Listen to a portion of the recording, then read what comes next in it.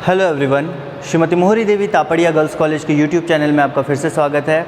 हम bacteria of medical importance पढ़ रहे थे। वैसे बैक्टीरिया जो कि पैथोजेनिक हो सकते हैं और डिजीज़ कॉज कर सकते हैं, उन बैक्टीरियाज़ के बारे में हम पढ़ रहे थे। और पहले के वीडियोस में हमने कुछ बैक्टीरियाज़ को ऑलरेडी डिस्कस किया था। बेसिकली हमने जो कोकाई शेप्ड बैक्टीरिया है, जो राउंड या स्फेरिकल शेप्ड जो बैक्टीरिया है, उनके बारे में डिस्कशन किया था। और उसके डिस्कशन में हमने माइक्रोकोकस, स्टेफाइलोकोकस और स्ट्रेप्टोकोकस, इन 3 टाइप के बैक्टीरियाज़ के बारे में पढ़ा था। अब हम आते हैं बैसिली। बैसिली होता है रॉड शेप्ड बैक्टीरिया। अगर बैसिली की अपन बात करें तो ये होता है रॉड शेप्ड बैक्टीरिया। और यहाँ पे बेसिकली हम बात करेंगे कोरिनेबैक्टीरियम डिप्थेरिया के बारे में। ठीक है, तो बैसिली टाइप के बैक्टीरिया के बारे में बात करते हैं, जो कि बेसिकली क्या होता है, एक रॉड शेप्ड बैक्टीरिया होता है। ठीक है, इसके बारे में हम देखते हैं कि क्या इसके बारे में जानकारी हम ले सकते हैं। तो सबसे पहले स्ट्रेन जो हम पढ़ेंगे यहाँ पे वो होगा आपका बैसिली डिप्थेरिया। बैसिली डिप्थेरिया के बारे में सबसे पहले हम पढ़ना स्टार्ट करेंगे। तो चूँकि ये पूरा चैप्टर है पैथोजेनिक बैक्टीरिया के बारे में, तो ऑब्वियस सी बात है ये जो बैसिली डिप्थेरिया ये भी एक पैथोजेनिक बैक्टीरिया है। ठीक है। So it is a pathogenic bacteria which causes, कौन सा डिजीज़ कॉज करेगा, ये नाम से पता चल रहा होगा आपको, डिप्थेरिया, which causes डिप्थेरिया, जो डिप्थेरिया कॉज करेगा। ठीक है, उसके आगे अपन देखते हैं कि ये जो है प्लियोमॉर्फिक टाइप का होता है। प्लियोमॉर्फिक बोलने का मतलब होता है वैसे ऑर्गेनिज्म जो अपनी मॉर्फोलॉजी को बदल सकें, चेंज कर सकें या अल्टर कर सकें। Pleomorphic in nature. प्लियोमॉर्फिक का मतलब आप लिख लो, वैसे ऑर्गेनिज्म जो अपने मॉर्फोलॉजी को अल्टर कर सके या फिर चेंज कर सके। ठीक है, they can change their morphology, pleomorphic in nature. उसके आगे अपन देखते हैं, दे कैन, ये जो बैक्टीरियाज है ये पैलिसेड का निर्माण करते हैं। पैलिसेड का मतलब, या पैलिसेड मैनर में अरेंज रहते हैं। जब शरीर में ये इन्फेक्शन कॉज करेंगे, जब शरीर में इन्फेक्शन फैलाएंगे, तो अपने आप को एक पैलिसेड अपन बोलते हैं एक तरह से, जैसे आपने देखा होगा फेंसेस जो लगे रहते हैं, एक बॉर्डर की तरह दीवार होती है, जैसे लोहे के फेंसेस जो लगे रहते हैं ना, जालीनुमा जो दीवार होती है, कई जगह आपने देखे होंगे। तो जो लोहे के फेंसेस होते हैं, जालीनुमा जो दीवार होती है, वो होता है पैलिसेड।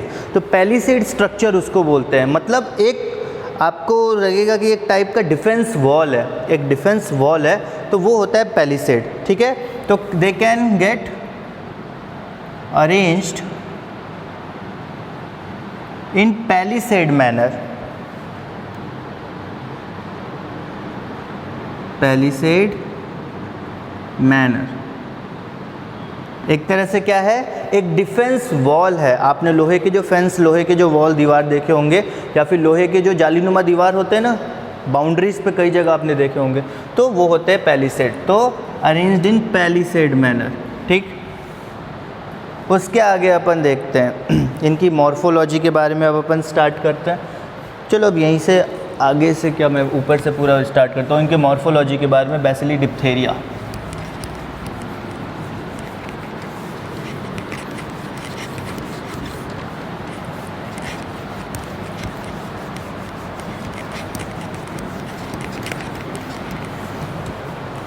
मॉर्फोलॉजी के बारे में हम देखेंगे। बैसिली डिप्थेरिया, पहला पॉइंट आता है यहाँ पे इनकी मॉर्फोलॉजी। सबसे पहले तो एक चीज़ लिखो कि ये भी ग्राम पॉजिटिव बैक्टीरिया होते हैं, रॉड शेप के होते हैं, ये तो पता है। सबसे पहले लिख लो, ये जो है रॉड शेप्ड होते हैं, फिर ग्राम पॉजिटिव होते हैं, उसके बाद कैटालेज पॉजिटिव होते हैं, catalase positive, catalase positive. Catalase क्या था? एंजाइम जो कि हाइड्रोजन पेरोक्साइड को वाटर और ऑक्सीजन में तोड़ता है। उसके बाद ये जो है नॉन स्पोर फॉर्मिंग होते हैं, स्पोर का फॉर्मेशन नहीं करते। उसके बाद देखो कि ये जो हैं नॉन मोटाइल होते हैं, लोकोमोटरी ऑर्गन नहीं पाया जाता तो ये चल नहीं सकते, मूव नहीं कर सकते। उसके आगे अपन देखते हैं साइज़ जो है इनका 2 से 6 माइक्रोमीटर के बीच में वेरी करता है। बैसिली डिप्थेरिया का साइज़ 2 से 6 माइक्रोमीटर के बीच में इनका लेंथ होता है एंड 0.5 माइक्रोमीटर डायामीटर। उसके आगे अपन देखते हैं नेक्स्ट साइज हो गया। नेक्स्ट अपन देखते हैं they are aerobic, but oxygen के एब्सेंस में भी ये सर्वाइव कर सकते हैं, that means facultative anaerobes types. उसके बाद इनकी जो कॉलोनीज़ है उसमें सेप्टा दिख सकता है, septa can be seen in colonies. Septa मतलब जो कॉलोनीज़ होती है ना, या फिर जो देखा जाए पर्टिकुलर ऑर्गेनेल बोल लो या फिर जो कोई भी स्ट्रक्चर, कोई भी कैविटी है, उसके बीच में डिवीज़न दिखेगा, डिवाइड दिखेंगे। वो एक तरह से आपको दिखेगा कि वॉल बने हुए हैं अलग अलग। जैसे कि आप इस स्ट्रक्चर को देखो, ये यहाँ से यहाँ तक स्ट्रक्चर, पर आपको बीच में कई जगह पे डिवीज़न्स दिखाई देंगे, वॉल टाइप की संरचना दिखाई देगी। तो आपको दिखेगा कि हाँ ये जो पर्टिकुलर स्ट्रक्चर है, ये जो है वो डिवाइडेड स्ट्रक्चर है, तो इसको बोलते हैं अपन यहाँ पे सेप्टा। तो सेप्टा की तरह ये डिवाइडेड दिखाई देंगे, ठीक है। So septa can be seen in colonies. तो कॉलोनी रॉड शेप के बैक्टीरिया होंगे और कई बैक्टीरिया मिलेंगे तो कॉलोनी का फॉर्मेशन करेंगे, और जब कॉलोनी का फॉर्मेशन करेंगे तो उन कॉलोनी के बीच में आपको ये सेप्टा दिखाई देंगे, जिससे लगेगा कि ये डिवाइडेड है, ठीक है। आगे अपन देखते हैं नेक्स्ट मॉर्फोलॉजी हो गई। नेक्स्ट पॉइंट आता है आपका मॉर्फोलॉजी के बाद कल्चर, कि इनको कल्चर कैसे किया जा सकता है, कल्चर करने के क्या टेक्निक्स या क्या तरीके होते हैं डिप्थेरिया के केस में या बैसिली डिप्थेरिया के केस में। ये आपने लिख लिया होगा आई होप।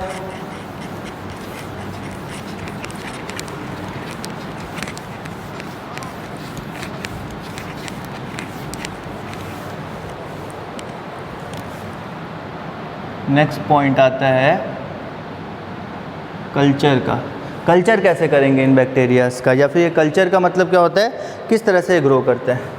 सबसे ज़्यादा ये जो है टेम्परेचर 15 से 40 डिग्री सेल्सियस का जो टेम्परेचर है उस पर सबसे ज़्यादा ग्रो करेंगे।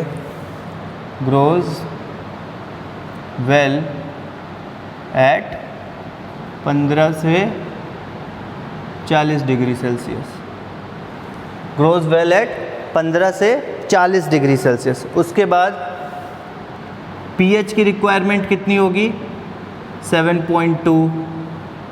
7 पीएच न्यूट्रल होता है, उससे थोड़ा सा ज़्यादा, थोड़ा सा अल्कलाइन पीएच चाहिए। 15 से 40 डिग्री सेल्सियस टेम्परेचर, पीएच हो गया 7.2। उसके आगे अपन देखते हैं blood serum.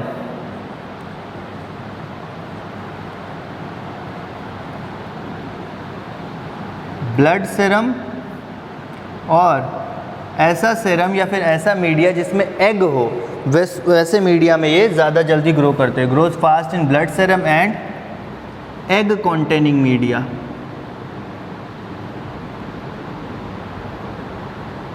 Egg containing media, वैसा मीडिया जिसमें ब्लड सेरम हो, या ब्लड सेरम मीडिया नहीं तो एग कॉन्टेनिंग मीडिया जो होगा उसमें ज़्यादा फास्ट ये ग्रो करेंगे। उसके आगे अपन देखते हैं कि they can be commonly grown on, किस मीडिया पे सबसे कॉमनली ग्रो होते हैं, तो कॉमनली इनको लॉफलर सेरम और टेल्यूराइड ब्लड अगार पे ग्रो किया जाता है। लॉफलर सेरम और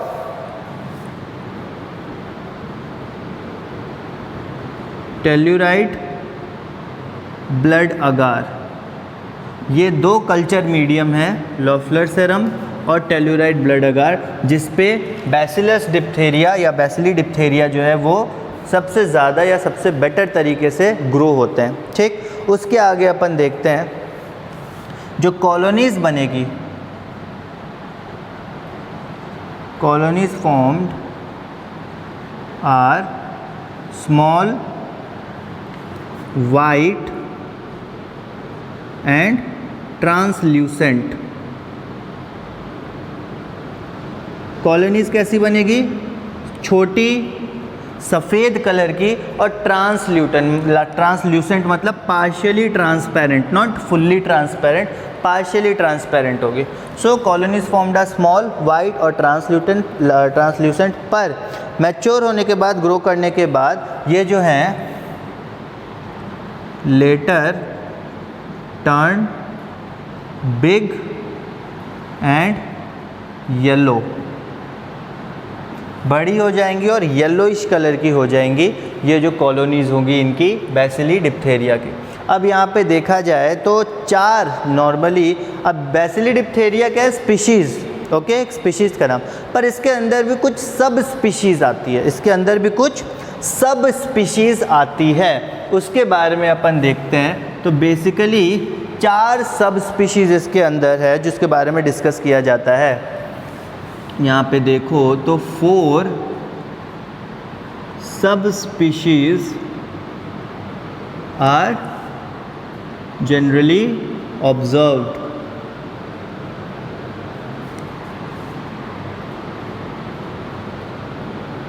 चार सब स्पीशीज़ हैं जो कि नॉर्मली इस बैसिली डिप्थेरिया के स्पीशीज़ के अंडर में देखी जाती है। सबसे पहला बैसिली डिप्थेरिया जो है, स्टार्ट में मैंने लिखा था कि इसको कॉरिनीबैक्टीरियम डिप्थेरिया भी बोलते हैं, कॉरिनीबैक्टीरियम डिप्थेरिया ही बोलते हैं। तो इसका जो 4 सब स्पीशीज़ होंगे उनके नाम उसी के अकॉर्डिंग होंगे। कॉरिनीबैक्टीरियम डिप्थेरिया माइटिस, सबसे पहला कॉरिनीबैक्टीरियम डिप्थेरिया माइटिस।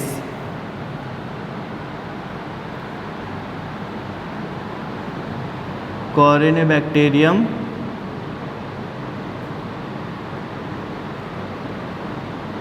डिप्थेरिया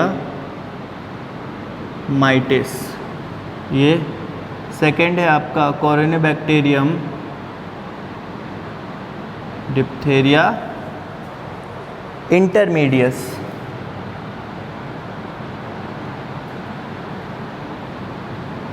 थर्ड है आपका कॉरिनीबैक्टीरियम डिप्थेरिया ग्रेविस। थर्ड है आपका कॉरिनीबैक्टीरियम डिप्थेरिया ग्रेविस, GRAVIS। और फोर्थ है कॉरिनीबैक्टीरियम डिप्थेरिया बेल्फेंट।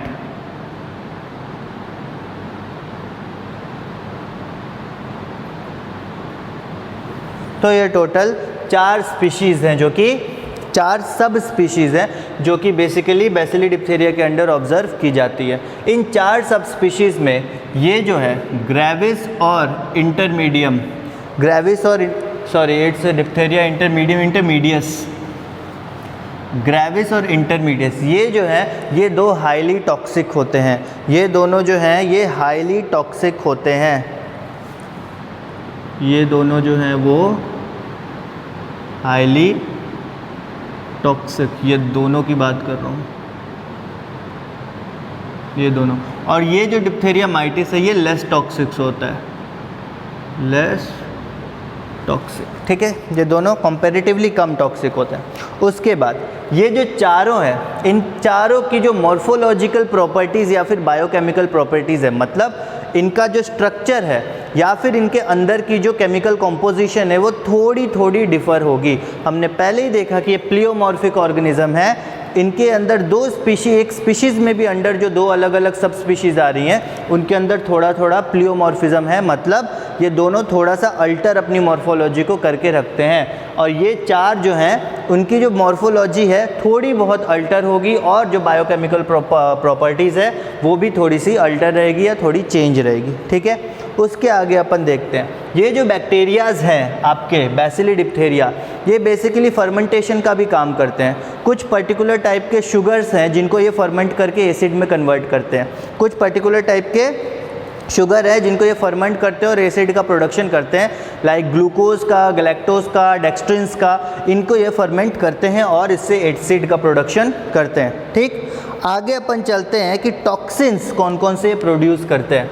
बेसिकली जब हम बात करते हैं बैसिली डिप्थेरिया की, तो यहाँ पे एक्सोटॉक्सिन्स का सिक्रीशन या फिर देखा जाए तो एक्सोटॉक्सिन्स जो है वो ये जो बैक्टीरिया हैं वो सिक्रीट करते हैं। तो एक्सोटॉक्सिन्स की अपन बात करें तो एक्सोटॉक्सिन्स कौन से टॉक्सिन्स होते हैं? वैसे टॉक्सिन्स जो कि बैक्टीरियल सेल के अंदर बनते हैं और उसके बाद बैक्टीरियल सेल उसको बाहर छोड़ देता है, वो होते हैं आपके एक्सोटॉक्सिन्स, जो बैक्टीरियल सेल के अंदर बनते हैं, सेल वॉल के अंदर बनते हैं और फिर बैक्टीरियल सेल जो है उसको बाहर इजेक्ट या फिर इवैक्यूलेट कर देता है, बाहर भेज देता है, ठीक है। टॉक्सिन्स की अपन ये भी मिटा ही देता हूँ मैं, ये लिख लिया होगा अपना, Corynebacterium diphtheriae mitis, then intermedius, then gravis, then belfanti, okay.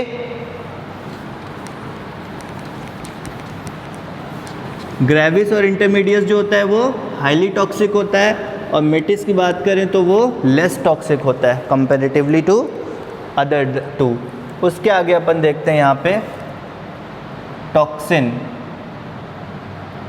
Toxin कौन कौन से प्रोड्यूस करते हैं, कौन से टॉक्सिन्स प्रोड्यूस होते हैं? तो कई एक्सोटॉक्सिन्स प्रोड्यूस करते हैं, ठीक है।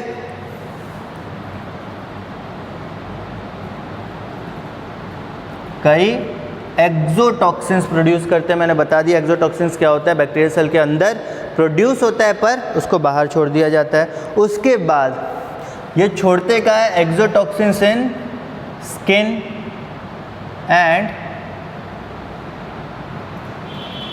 नेसोफैरिंजियल lesions. What are lesions? Liesons. तो ये जो स्किन में तो छोड़ दिया, नेसोफैरिंजियल लीजन्स जो है, one second, it's LESIONS, yes. So exotoxins जो है स्किन में और नेसोफैरिंजियल लीजन्स होता है एक तरह से इंटरनल घाव, अंदर जो एक घाव हो जाता है वो होता है आपका लीसन, ठीक है। तो नेसोफैरिंजियल लीजन्स में और स्किन में ये जो अपने एक्सोटॉक्सिन्स हैं उनको सिक्रीट करेंगे या फिर छोड़ेंगे। उसके आगे अपन देखते हैं ये जो टॉक्सिन्स हैं ये करते क्या हैं? दे इनहिबिट प्रोटीन सिंथेसिस या प्रोटीन फंक्शनिंग। दे इनहिबिट प्रोटीन सिंथेसिस, प्रोटीन के सिंथेसिस को ये रोक देंगे। सेल का सबसे ज़रूरी या फिर बॉडी का सबसे ज़रूरी काम होता है प्रोटीन का सिंथेसिस करना, क्योंकि हमें कोई भी काम करने के लिए प्रोटीन की ज़रूरत पड़ती है। बॉडी का हर फंक्शन प्रोटीन से चलता है, तो प्रोटीन सिंथेसिस रोक देंगे in eukaryotic cells, in eukaryotic cells, ठीक है। प्रोटीन सिंथेसिस रोक देंगे यूकैरियोटिक सेल्स में। तो टॉक्सिन्स जो है वो प्रोटीन सिंथेसिस का निर्माण या प्रोटीन सिंथेसिस जो है पूरी तरह से रोक देंगे यूकैरियोटिक सेल के अंदर, तो फंक्शनिंग में बहुत ज़्यादा प्रॉब्लम होगी। उसके बाद ये जो प्रोटीन है या फिर ये जो टॉक्सिन्स हैं, दे आर, मैं पूरा ही लिखता हूँ वरना आप भी कंफ्यूज हो जाओगे। These toxins are protein in nature. ये जो टॉक्सिन्स हैं ये प्रोटीनियस या प्रोटीन नेचर के होते हैं। मॉलिक्यूलर वेट जो है 62,000 डाल्टन्स के अप्रॉक्स होता है, with molecular weight of 62,000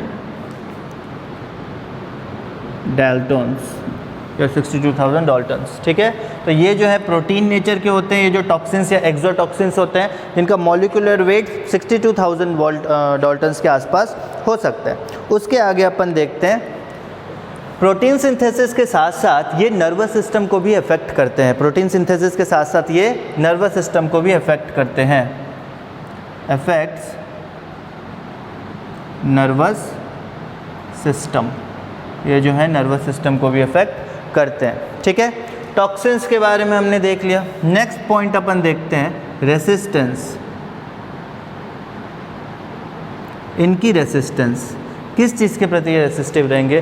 basically resistance में हम देखते हैं टेम्परेचर या फिर पीएच। टेम्परेचर की बात करें तो 25 से 30 डिग्री या रूम टेम्परेचर का जो तापमान होगा या 30 डिग्री सेल्सियस तक का ये अच्छी इनकी ग्रोथ होगी, तो उस पर तो ये रेसिस्ट करते हैं। पर 58 डिग्री सेल्सियस से ऊपर अगर इनको ले जाया जाए, 58 डिग्री सेल्सियस से ऊपर अगर टेम्परेचर कर दिया जाए सिर्फ 10 मिनट के लिए, तो इनकी डेथ हो सकती है। ओके, यहाँ पे आप लिख दो destroyed at 58 degree Celsius if maintained for 10 minutes. सिर्फ 10 मिनट के लिए मेंटेन करिए आप 58 डिग्री सेल्सियस पे, तो ये डिस्ट्रॉय हो सकते हैं बैक्टीरियाज। ठीक है, रेसिस्टेंस हो गया। नेक्स्ट पॉइंट पे हम आते हैं इनकी पैथोजेनिसिटी, जो कि सबसे बेसिक और सबसे मेन पॉइंट है पैथोजेनिसिटी के बारे में। सो टॉक्सिन एंड रेसिस्टेंस देख लिया, मैं इसको मिटाता हूँ, इसमें कोई कन्फ्यूज़न तो नहीं है। एक्सोटॉक्सिन्स हैं जो कि स्किन और नेसोफेरेंजियल लीजन्स, मतलब अंदरूनी घाव जो होते हैं उनके अंदर एक्सोटॉक्सिन्स जो छोड़ते हैं। उसके बाद ये जो टॉक्सिन है वो प्रोटीन नेचर के होते हैं, यूकैरियोटिक सेल में प्रोटीन सिंथेसिस को रोकते हैं। उसके बाद नर्वस सिस्टम पे भी अफेक्ट करते हैं। इनका जो मॉलिक्यूलर वेट है 62,000 डाल्टन्स के आसपास होता है। रेसिस्टेंस की बात करें तो 58 डिग्री सेल्सियस पे अगर 10 मिनट रखा जाए तो ये डिस्ट्रॉय हो सकते हैं। बट रूम टेम्परेचर या फिर आप देखा जाए जो हमने टेम्परेचर देखा था 40 डिग्री सेल्सियस अप टू 20 से 40 डिग्री सेल्सियस के बीच में अगर इनको रखा जाए तो ये डिस्ट्रक्शन नहीं होता और अच्छा इनका ग्रोथ होता है। ओके, इसको मिटाता हूँ मैं, आगे देखते हैं।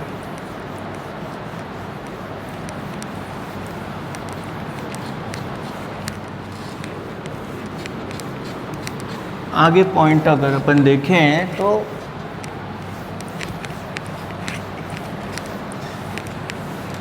अब है पैथोजेनिसिटी।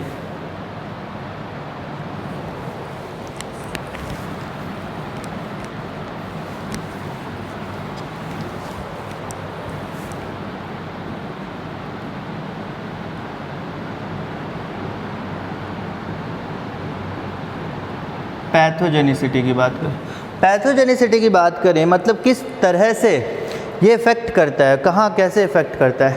तो इसका जो इफ़ेक्ट है सबसे पहले shows effect in 3 to 4 days. Instant effect नहीं दिखेगा, 3 से 4 दिन लगेंगे इफेक्ट्स या सिम्टम्स दिखने में। ठीक है, इट ग्रोज और inhabit larynx, nose, larynx, nose, उसके बाद आइज, ईयर्स,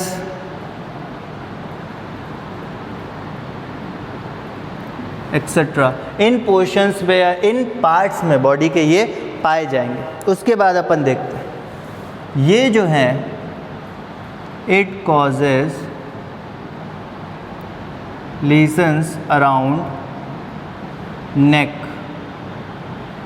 अराउंड नेक बोलने का मतलब है ये अब अंदर से, आप मानो गले के अंदरूनी पोर्शन पे ये लीजन्स एक तरह से घाव क्रिएट करते हैं। उसके आगे अपन देखते हैं and obstruct circulatory system. Circulatory system जो है आपका उसको ऑब्स्ट्रक्ट करते हैं, मतलब कि रोकते हैं, बाधित करते हैं, ऑब्स्ट्रक्ट करते हैं। और कई बार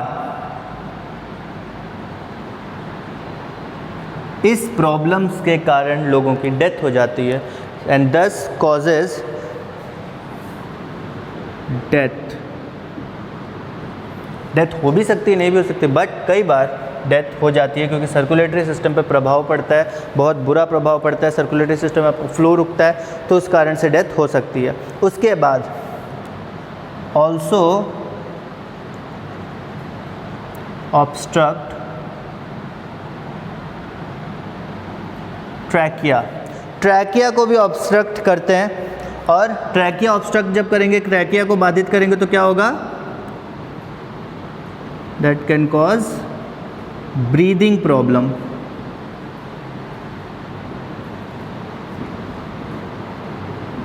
ट्रैकिया ऑब्स्ट्रक्ट करेंगे तो क्या होगा, ब्रीदिंग प्रॉब्लम होगी।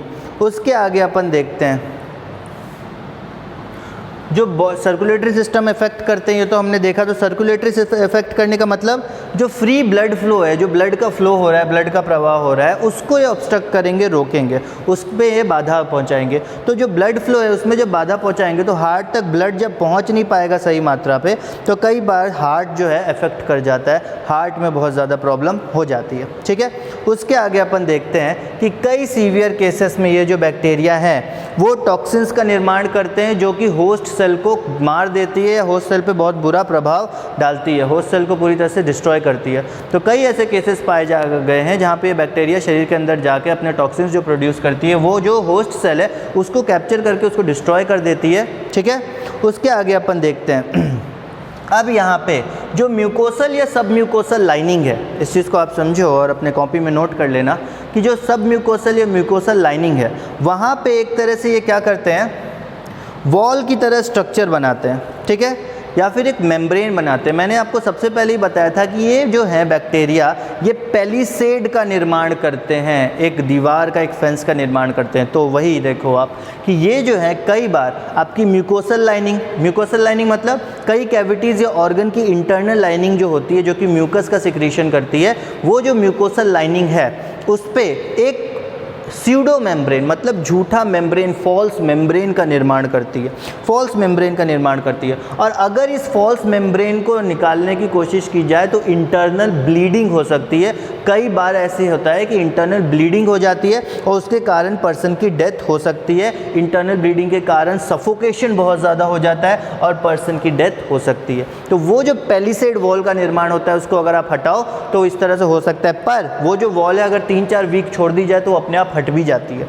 उसके बाद अपन देखते हैं कि ये जो डिजीज़ है डिप्थीरिया की नॉर्मली बच्चों में पाई जाती है, जनरली बच्चों में पाई जाती है और वैक्सीनेशन से इसको ठीक किया जा सकता है। Usually occurs in children and can be prevented by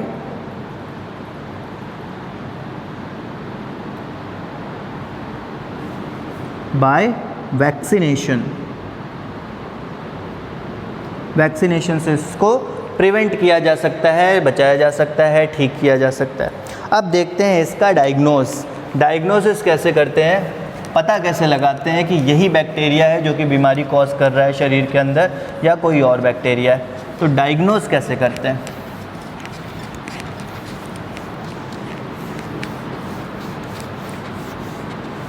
अब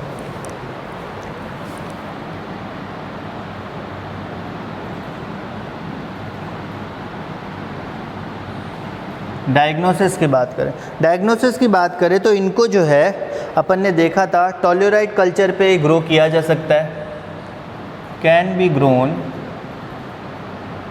on tellurite culture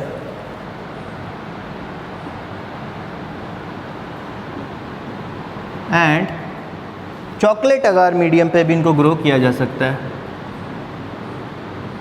chocolate agar medium. ये सारे के सारे मीडियम है बैक्टीरियल ग्रोथ के लिए, इनके कॉम्पोजिशन अलग अलग थोड़े होते हैं, बट जो कि यहाँ पे अगार मीडियम मतलब है सॉलिड मीडियम है। उसके आगे अपन देखते हैं कि सिम्पटम्स जो है, सिम्पटम्स की बात करें तो यहाँ पे स्वलन या फिर आप बोल सकते हो bulls neck,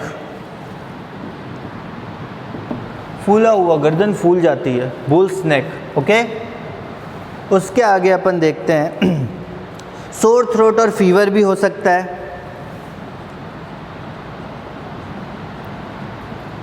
sore throat and fever, it can cause difficulty in breathing. उसके आगे अपन देखते हैं कि can cause nerve inflammation. This particular disease can cause, मतलब नॉट ज़रूरी नहीं है कि हमेशा, but it can cause nerve inflammation और प्लेटलेट काउंट बहुत कम कर सकता है एंड लो प्लेटलेट काउंट। और लो प्लेटलेट काउंट अगर होगा तो उसके कारण क्या होगा, ब्लीडिंग की प्रॉब्लम आएगी। लो प्लेटलेट काउंट जिसके कारण क्या होगा, ब्लीडिंग की प्रॉब्लम आएगी।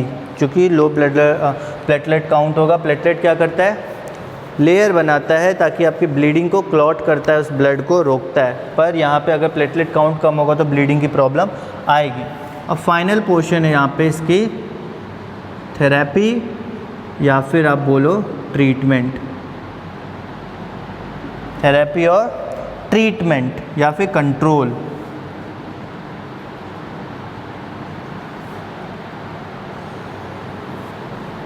इसके बारे में अगर देखें तो यहाँ पे पेंटावेलेंट वैक्सीन यूज़ की जाती है। पेंटावेलेंट वैक्सीन मतलब 5 वैक्सीन्स को मिला के एक वैक्सीन्स बनाई जाए, तो 5 एंटीजेंस के खिलाफ एक वैक्सीन बनाई जाती है। तो वो जो वैक्सीन्स है वो यूज़ की जाती है डिप्थेरिया में। और डिप्थेरिया टॉक्सॉइड भी होता है एक वैक्सीन, डिप्थेरिया टॉक्सॉइड, वो भी यूज़ किया जाता है। जो पेंटावेलेंट वैक्सीन, आप यहाँ पे लिख लो, pentavalent vaccine is used, 5 vaccines मिलकर बनाती है। वो जो पेंटावेलेंट वैक्सीन है वो है आपके DTP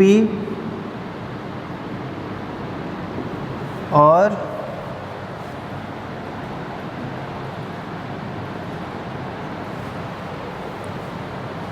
DTP, हेपेटाइटिस बी और हीमोफिलस इन्फ्लुएंजा।